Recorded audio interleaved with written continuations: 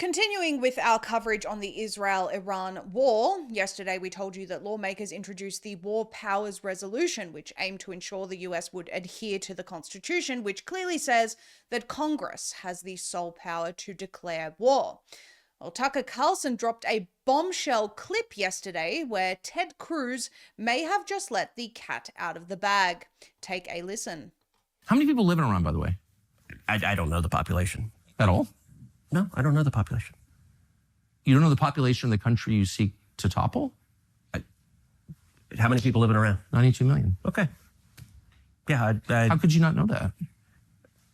I don't sit around memorizing population tables. Well, it's kind of relevant because you're calling for the overthrow of the government. Why is it relevant whether it's, because, it's 90 million or 80 million or 100 million? Why is that relevant? Because if you don't know anything about the country... I didn't say I don't know anything about Okay, what's the ethnic mix of Iran?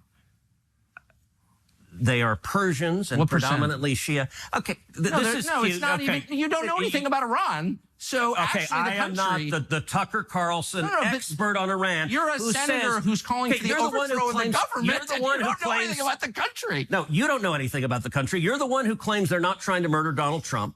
You're the I'm one not saying that. who can't figure out if it was a good idea to kill General Soleimani, and you said it was bad. You don't believe they're trying to murder Trump. Yes, I do. Because you're not calling for military strikes against them in retaliation. And if you really believe that... We're carrying out military strikes today. You said Israel was. Right, with our help. I said we. Israel is leading them, but we're supporting them. Well, you're breaking news here because the U.S. government last night denied, the National Security Council spokesman Alex Pfeiffer denied on behalf of Trump that we were acting on Israel's behalf in any offensive capacity. No, we're not bombing them. Israel's bombing them. You just said we were.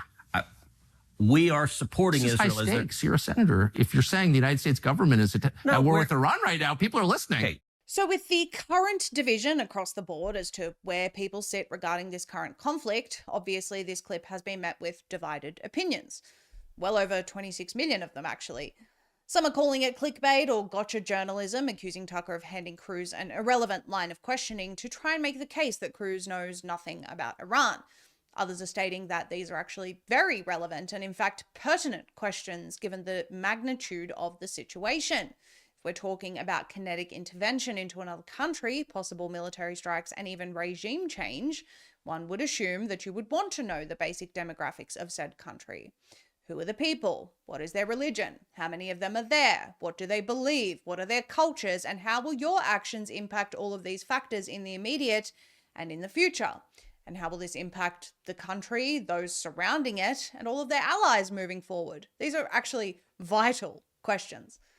But perhaps the point that the majority of people focusing on the first part of that exchange are missing, or omitting, is that Ted Cruz said, "We are carrying out military strikes today."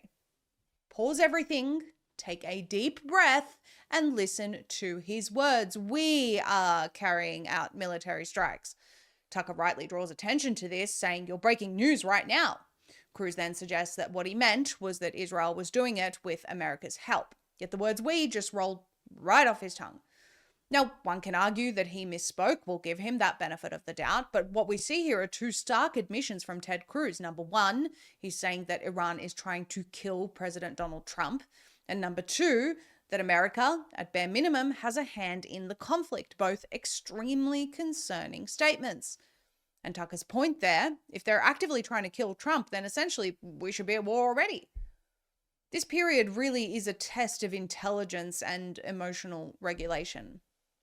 But as far as the war is concerned, it's becoming increasingly difficult to get to the bottom of where things are at any given time.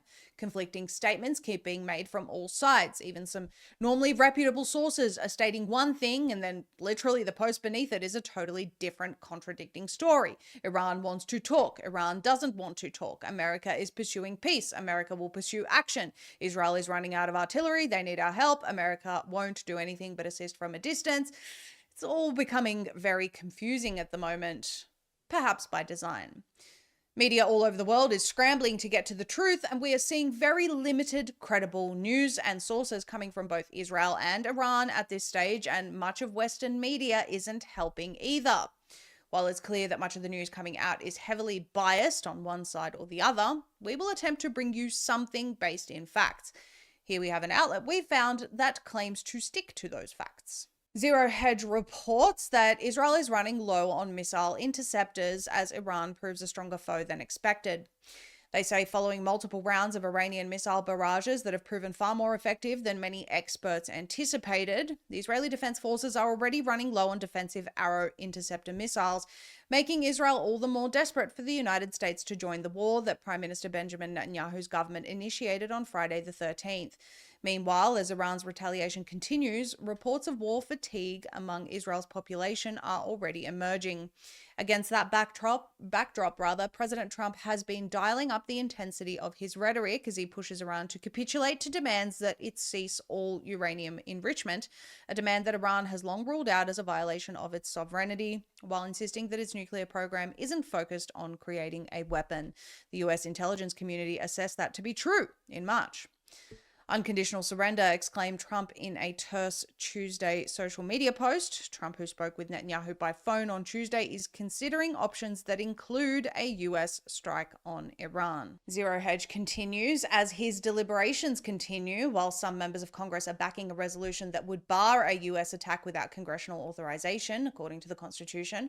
The Pentagon continues shifting a variety of assets towards the region. The DoD insists that these are for defensive use. According to an individual briefed on US and Israeli intelligence, Israel is on pace to run out of defensive missiles in 10 to 12 days. Quote, they will need to select what they want to intercept, that person told the Washington Post. The system is already overwhelmed, they said. Quote, neither the US nor the Israelis can continue to sit and intercept missiles all day, Tom Carrico of the Center for Strategic and International Studies told the Journal. Quote, the Israelis and their friends need to move with all deliberate haste to do whatever needs to be done because we cannot afford to sit and play catch. It's worth noting that the CSIS, or the Center for Strategic and International Studies, is funded in part by the US government and major weapons manufacturers. According to Israeli financial newspaper the Maga, the ongoing missile defense is costing Israel about $285 million a night, a cost that may eventually be passed on to the US taxpayer. Both China and Russia have offered to mediate to bring an end to the conflict. However, according to President Trump, he rejected Putin's offer to mediate and urged Putin to instead mediate his own conflict. So the narrative is shifting. It went from Tulsi Gabbard just 3 months ago saying no, Iran does not have nukes and isn't pursuing them, to now they are. No boots on the ground, but Lindsey Graham seems to be calling for boots on the ground, and everything is very uncertain at this stage. Pundits have estimated that by Thursday, the world will know if the US will announce its direct involvement. We don't have any confirmation of that, but are watching closely and will continue to try to deliver you the most reliable, unbiased information on this conflict. One personal bias I do have, and I'll be honest about that, is that those on the side of peace should be the loudest voices. This war can very quickly escalate to involve multiple countries, even those outside of the region, and could become nuclear, and we value human life far too much to not warn about that.